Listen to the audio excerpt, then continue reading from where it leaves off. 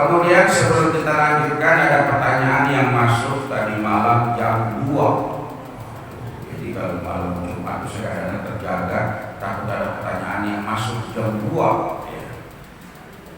Jadi ada pertanyaan, ada orang yang tidak mau sholat di masjid yang mana masjidnya itu terdapat kuburan, yang walaupun kuburannya itu di luar masjid dan udah ada jarak.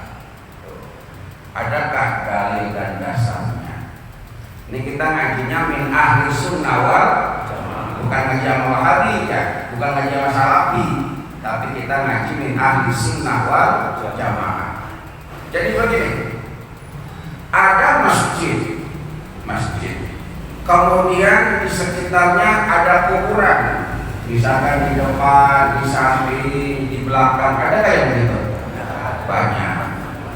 Kita sholat boleh apa enggak? Boleh. Kemudian dia bilang, loh, kuburannya di depan, kita kan menghadap kuburan. Kalau gitu kita dibilang menghadap kuburan. Saya tanya, kalau kita niat sholat, mustaqbilannya kemana? Mustaqbilan kiblat, bukannya mustaqbilal kuburi. Kalau ada di depan itu makan cuma tempat. Sementara kalau kita sholat di dalam Masjid Nabawi Syarif, ada kuburannya enggak? Di dalam Masjid Nabawi ada kuburan. Ada yang bilang itu kan kuburan Nabi, beda sama kita. Oh, bukan cuma kuburan Nabi.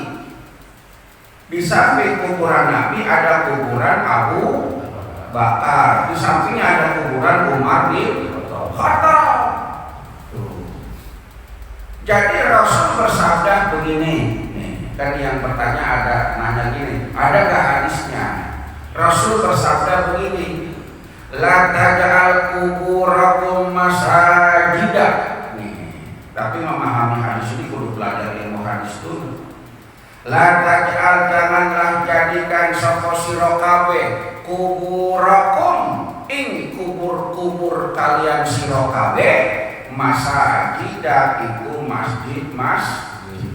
Jangan jadikan kuburan kalian sebagai masjid.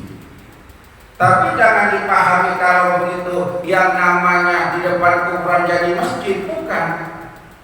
Ini hadis, jangan jadikan kuburan sebagai masjid. La'ana Rasulullah sallallahu alaihi wasallam atau la'anallahu Yahudiyan wa Nasraniyan.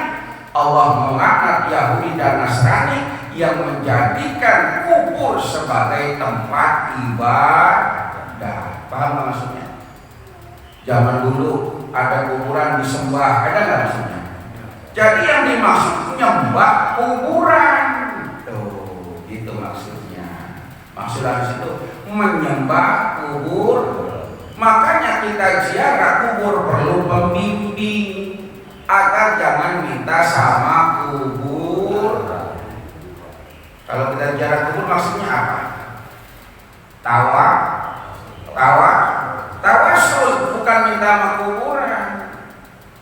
Misalkan kita ziarah ke Cirebon, ya Allah, kula nyuwun, ya Allah saya minta kepadamu kan gini-gini. Lanjutnya, ya Allah Kanjeng Sunan, gitu kan ya.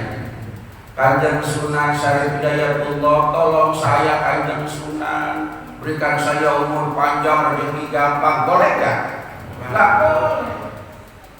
Makanya di dalam ziarah itu doa yang saya baca, Allahumma inna nas'aluka wa natawassalu bi awliyaika khususan Syarif Hidayatullah anta firadunubana wa tarhamna wa tahfazna wa tawassa'a arzaqana wa tufarrija kurubana wa tuhasil maqasidana wa taqdiya hawaijana wa turaddana ila ahlina salimin ghanimin aminin amin ajifna. Yang pernah ziarah bareng saya, pernah nggak dengar doa itu ya? Pernah ya? Itu Allahumma ya Allah, inna sesungguhnya kami nas'aluka, minta kepada engkau. Mintanya kepada siapa?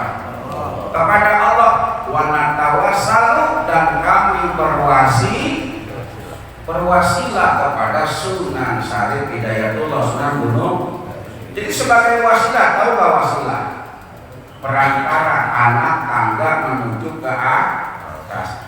Jadi kalau ini Masjid Al-Fatah, di sampingnya ada kuburan, di depannya ada kuburan, lalu kita sholat, boleh apa kagak? Boleh. Kecuali masjid udah jadi, di dalamnya, di depan dekat imam dibikin kuburan. Itu namanya suhul adab, kurang etis. Pernah gak ngalamin sholat di sampingnya ada kuburan? Pernah. Ya.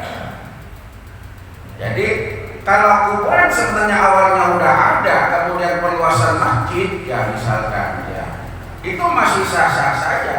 Tapi ingat, kita sholat bukan menghadap kuburan. Jadi intinya jawaban pertanyaan tadi, ketika ada masjid, kemudian di depan di sekelilingnya ada kuburan, apalagi udah ada pembatasnya, ya maka hukumnya boleh. Ini ngaji Ahlus Sunnah wal Jamaah, kecuali ngajinya pakai kitab Fakul Yutubi wa Risalatul Bugli.